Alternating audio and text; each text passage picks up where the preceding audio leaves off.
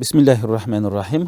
Чындыгында орозо учурунда биз өтө этият болушубуз керек. Чындыгында орозо деген бул бир үч нерседен сактанабыз. Бул суусундук ичкенден, тамак жегенден, адал неке менен алган аялыбызга жакындык кылгандан сактанышыбыз керек.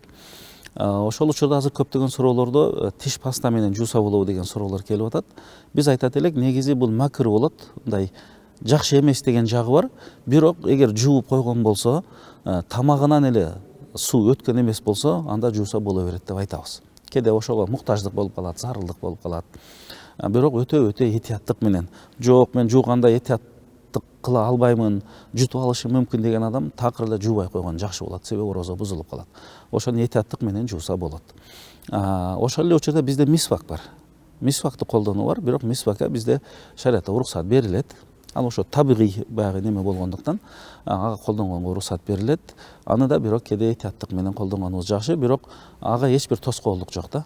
Колдон келишинче колдонуп, орозону бузбаганга аракет кылып колдонсо болот.